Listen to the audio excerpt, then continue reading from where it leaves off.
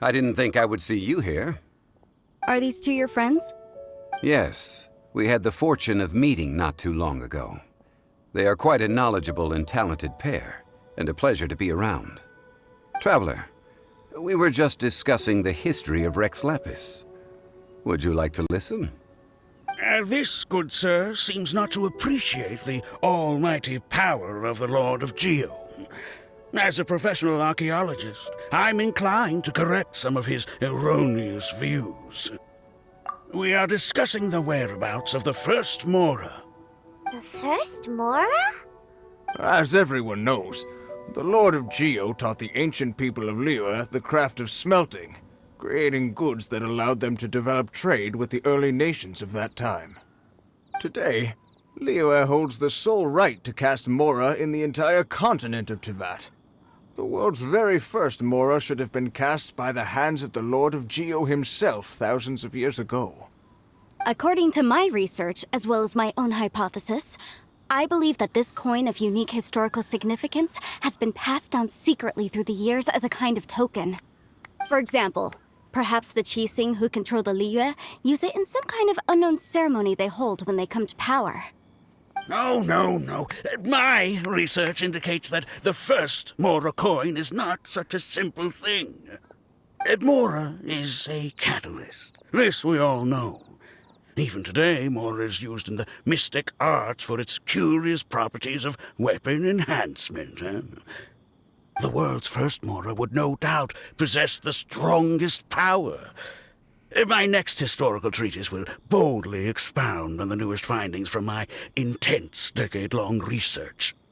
That is, that the Lord of Geo used this original Mora as a catalyst to enhance a dagger and a sword.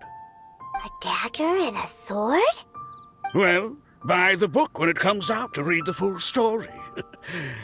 For now, I will only reveal this. The one who finds the dagger shall become supreme in Liyue, and the one who finds the sword may be crowned Liyue's sovereign. I can't say I agree. Let us not speak of the authenticity of the dagger and sword first. But Mora and money came about simply because they are a convenient measure of a contract's value. Rex Lapis just meant for Mora to serve as a catalyst for people to exchange and trade. The world's first Mora is probably just an ordinary coin created by Rex Lapis. As for its fate, the same as all Mora, I suspect. It was simply spent somewhere. I think that Mr. Hanshua's hypothesis seems reasonable. Mr. Zhong Li's argument, on the other hand, lacks any evidence. How can you so easily dismiss the Lord of Geo's profound foresight? No, I am not debating right or wrong. I am simply stating a fact. Enough! Do you think you understand the Lord of Geo more than me? I know but little about history, and I wouldn't dare to brag. But discussion is meaningless if everyone has the same opinion, no?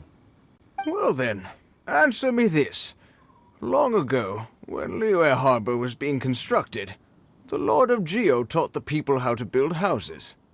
The model home he used to teach them was completely cast from Mora, correct? That is correct, indeed. Okay, then tell me. Why would the Lord of Geo do something so extravagant, if not because of the mystical power that Mora contains? There's a simple explanation, really.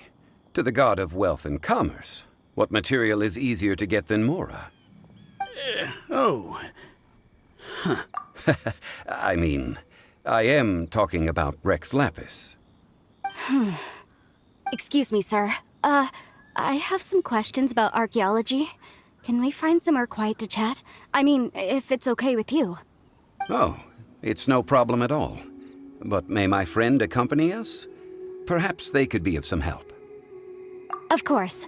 They can come if that's what pleases you, sir. Let's go. What I'm about to say is a bit disrespectful of the Lord of Geo and would draw a lot of angry looks. So it's best to discuss this somewhere quiet. Your argument just now exhibited acuteness of speech and thought. Most importantly, you don't fall for the boasting and acting of the others. You remain objective. So I have a question for you. Perhaps you will answer differently from other scholars. Do you think that all the gods that the Geo Archon killed were evil? Let's not analyze it in terms of good versus evil. Rex Lapis placed great importance on the integrity of contracts.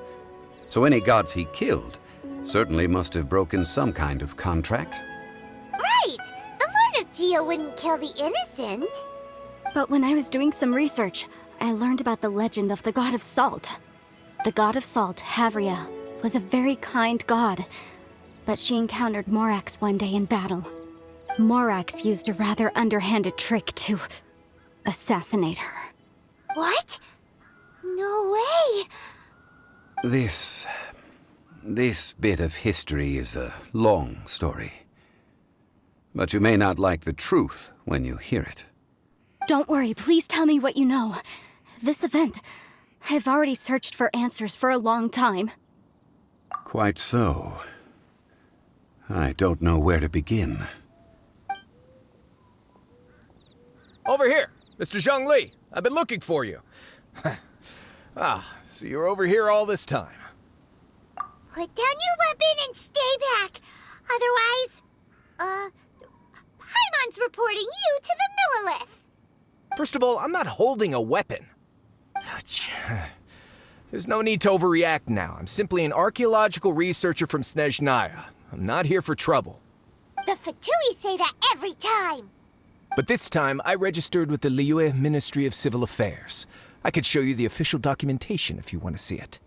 I will be conducting an archaeological survey here, the results of which will all be shared with the ministry.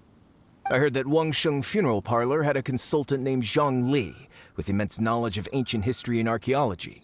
So I paid Wangsheng Funeral Parlor a handsome amount to hire Zhong Li as my own consultant while I'm in town. So you mean to say that this is work for the Wangsheng Funeral Parlor, yes? Well, since it's work, I don't have a choice. A consultant of the Wangsheng Funeral Parlor must respect their duty. Of course you would be such a reasonable man. Well then, let's head out now, shall we? Wait, if you are studying archaeology, can I go too? I am also a scholar in this field, so I can help. That will give us a chance to continue the topic we were just discussing. Oh, and you should tag along too. This experience may be of help to you on your future adventures. It is a story from before the rise of the Seven.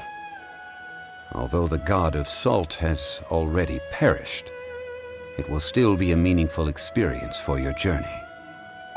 Wait, this is an archaeological expedition, not a tour group. That's too many people. But this friend of mine has a treasure-finding talent, surpassed by no one. It will surely be of great help to us.